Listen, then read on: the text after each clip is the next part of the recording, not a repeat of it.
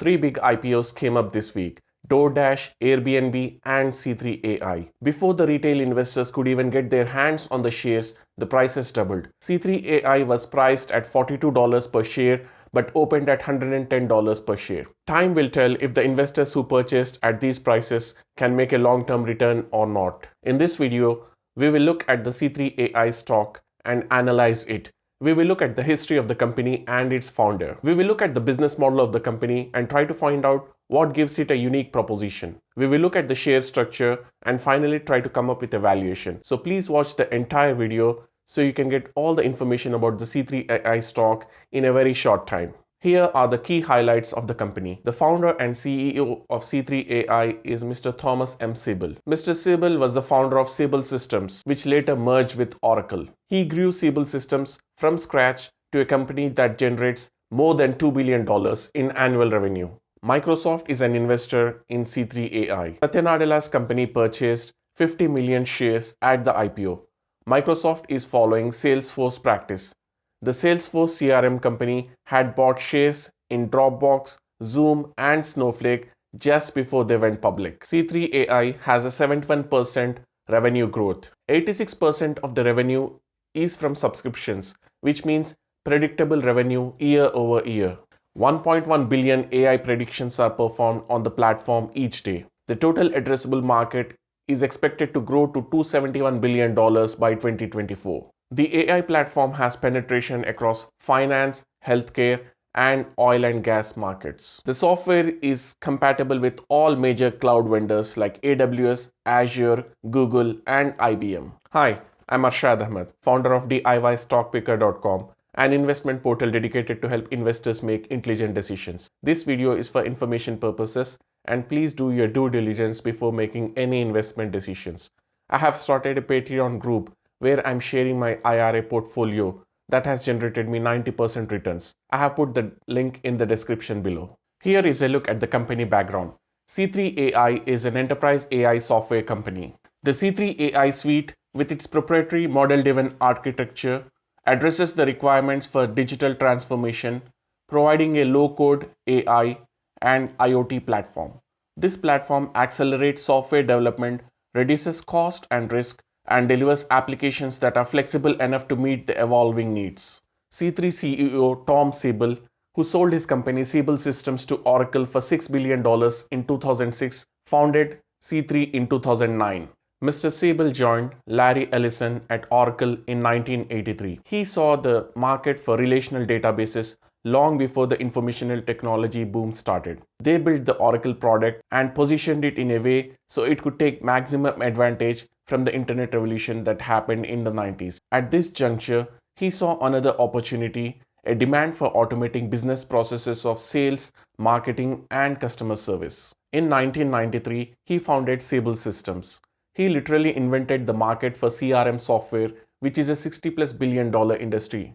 After riding the CRM wave, Mr. Siebel envisioned a step function of technologies like elastic cloud computing, Internet of Things, big data, and AI. The confluence of these technologies would usher in a digital transformation like none another. This is what C3AI is positioned to capture now. There are two primary products in the C3AI platform. The C3AI suite is the core technology that allows customers to rapidly design, develop, and deploy enterprise AI applications of any type. The C3AI applications include a large and growing family of industry-specific and application-specific turnkey solutions that can be immediately installed and deployed. Here is a look at the revenue model. The bulk of the revenue is generated from subscriptions to the AI platform, accounting for 86% of the total revenue. Term subscriptions for the C3AI suite and C3AI applications are usually 3 years in duration. The revenue growth has been 88% from 2017 to 2018, 48% from 2018 to 2019, and has grown 71% year over year between 2019 and 2020. The company has 22% international revenue generated.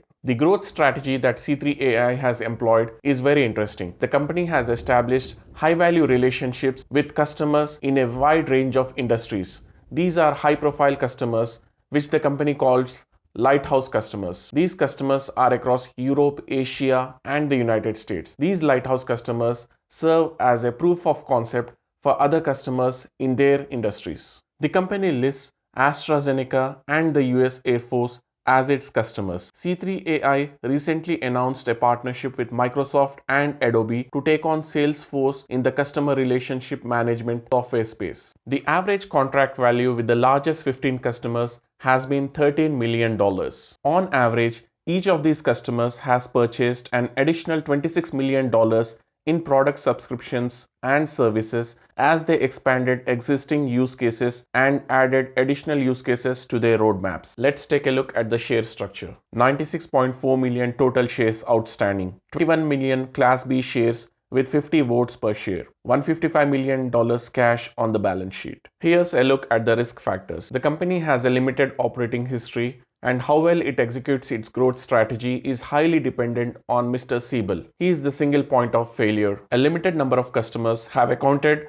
for the majority of the revenue. If these customers do not renew their contracts or cancel their subscription, that will affect the revenue drastically. The enterprise AI company is not yet profitable and is not expected to be profitable for the next 3 to 4 years at least. Long sales cycle due to large subscription expenses. This will result in a long turnaround time for customers to pass through the sales funnel and actually contribute to the revenue and the bottom line. There are millions of stock options that are convertible to common stock of the company after the IPO. This will result in dilution of the existing shareholders' equity. Now let's get to the most interesting part, which is the valuation of the company. The company achieved a revenue growth of 71% year over year. The revenue is $157 million with a net loss of about $70 million in the year ending April 2020. The gross margin is greater than 60%, which is great. The bulk of costs are around sales and marketing, research and development, and general and administrative expenses. Remaining performance obligation (RPO) is a key metric to measure the health of the company. This refers to the future non-cancelable contracted revenue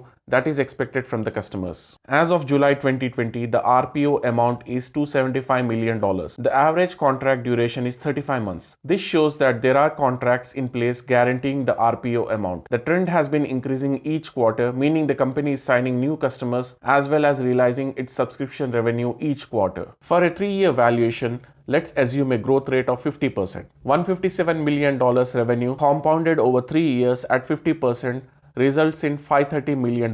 We're not sure if the company can be profitable during that time, so we can eliminate the net income calculation. Since this is priced as a growth company, a multiple of 15 could be applied to the revenue. That gives it a valuation of $7.95 billion. Divide by the shares outstanding of 96.4 million. This gives a price of $82 per share. Unfortunately, the company is already valued at $12 billion and trading at around $117 per share as of today. One caveat here is that as the lock-in periods end, the employees will have their options converted into shares and more shares will flood the market. Here we see that fundamentally there has not been much upside left in the stock. The growth story of 3 to 5 years has already been priced into the stock. In the short term, anything can happen. We have seen companies with literally no revenue having huge valuations. For long-term investors, it would be wise to take a side step and keep an eye on the company for the future. And if the stock price enters the IPO price of around $40 per share, I think that would be a good entry point to make into the stock. I hope you enjoyed the video and found it informational. I have analyzed the Palantir Technologies stock, which you should see here on the end screen. It's a very interesting deep dive analysis of the exciting company, and I hope to see you in that video. Take care.